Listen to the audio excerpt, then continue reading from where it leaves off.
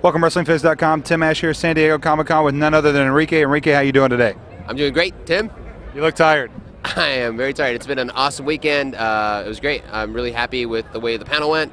Product looks great. The signings are going well. Everything's great. You know, a little tired, but... The WWE crowd's coming out in droves, though. Oh, man. Yeah. We had Rey Mysterio and Bret Hart here a couple days ago, and the line was way out of control. We got most people in, so that was great. We had to turn down very, very few, and got a lot of signings, and they were great. Talent's always awesome, so... You had some great talents on the panels this week. I mean, you had Triple H here with Rey Mysterio and Bret Hart, of course, for the panel. Then you had Bret and Ray, and then you had Kane and Kelly, Cody Rhodes and Alicia Fox. I mean, it's just great talent all the way around.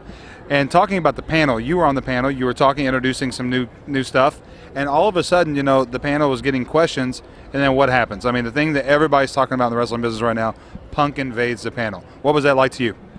It was wild. I mean, you know, it's one thing to have the superstars that we had on our panel, and, you know, it was great for us to be able to present that, you know, Triple H being there, Rey Mysterio and Bret Hart. It really fit the theme, past, present, future, and those guys, I mean, it's as good as it gets. Right. So for CM Punk to show up, you know, it was, like, even more amazing, you know, so it was weird the way it happened, you know, and, you know, we had no clue that was going to happen. He was uninvited, just out of the blue, here he is. Uninvited, jumps in, and I'm up there, and I'm like, oh man, like, what do I do? It's gonna go down now.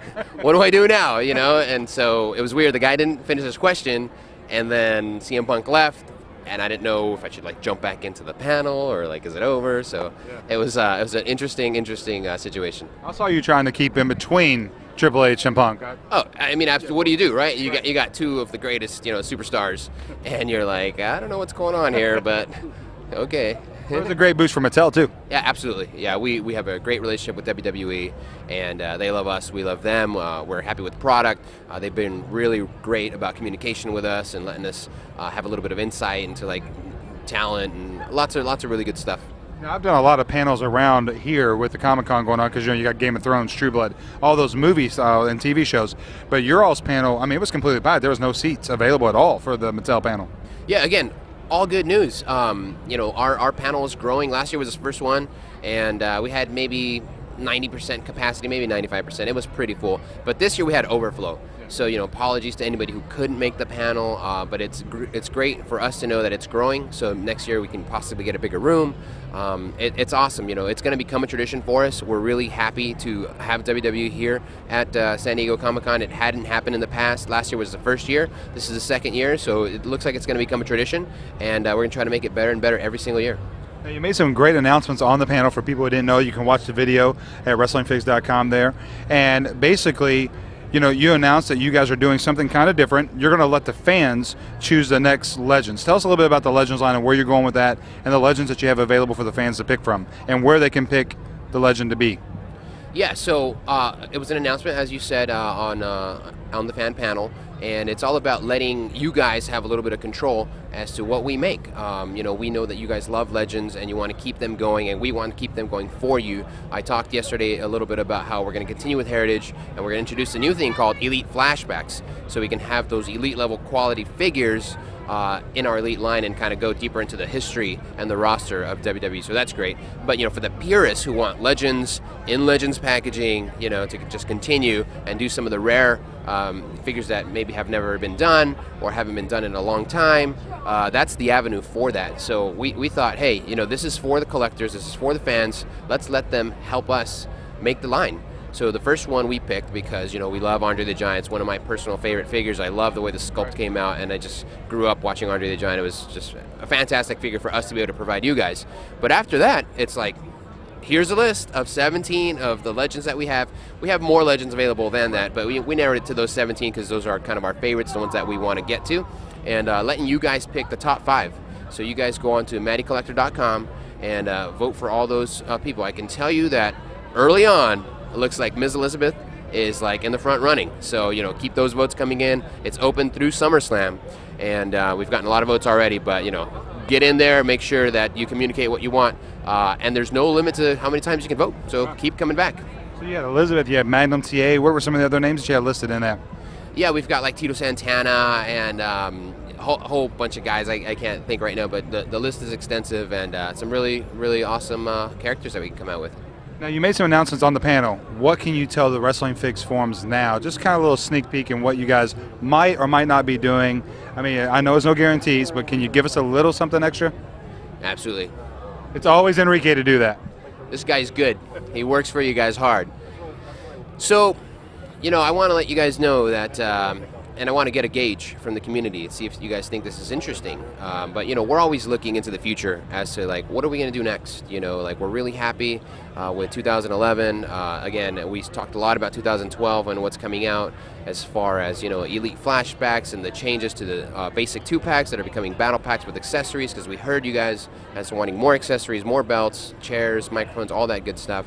So we're looking forward all the time as to what we can do that's new and different. So you guys let me know, and you let me know too, if we're considering toying around with the idea of introducing a new scale. So it's something that could happen in 2012, maybe at the end of 2012, maybe a little bit later, but it's an idea, and it's an idea that we've entertained, and I'd like to get your guys' thoughts on what you think about that. What kind of scale are we looking at? We're thinking maybe like a 3 3/4. So a little bit bigger than what we have now for the Rumblers, and a little bit smaller than this 8-inch. Yeah, the scale is called 3 3/4, but it's just the business term. It wouldn't actually be that scale. It'd probably be a little bit bigger, and can't give you guys too much details on what we're looking at. But it's an exciting idea that we're mulling over, and I want to get some kind of like feel from you guys as to what your thoughts are. So you heard it first here at Comic-Con, an exclusive just for WrestlingFix.com. Enrique always pulling out the stops for us, always trying to help us out. It's always there, and I appreciate you having me here too. Yeah. I mean, if it wasn't for you, I wouldn't be here. And if it wasn't for you, I wouldn't be here. So it works out. We're even. It's a wash. Yeah. All right, now one last thing. Let's talk about your figure, because I heard some of the guys up here did some different pieces, and Bill was just on a little while ago. He did the Doink. Tell us about your Enrique figure that you had up here, the Rey Mysterio. Yeah, thank you so much for asking, Dave. It's I'm a marketing guy. I don't get to do this a lot, so when I get to play around with product, it really kind of and I'm not nearly as good as the other guys. So it was a very, very fun project for us. One of our great designers, Mark Barthold, had the idea of allowing both the Mattel team and the WWE team to kind of create their own figures. So we created a bunch of blank Rumblers that are scaled up, and the project started. It went out to everybody, and again, WWE Creative got a hold of it. Rey Mysterio, I'm sure Bill walked you guys through Rey Mysterio's personal one that he worked with his tattoo artist. It was great. So I jumped into this thing, and I actually made my own as well, and it's the red one that you see here. It's we're calling it the Chapulín Colorado, for anybody out there who knows who that is. Yeah. He's a really famous old school Mexican kind of comedian superhero, kind of like in the spirit of the Tick, but way before that.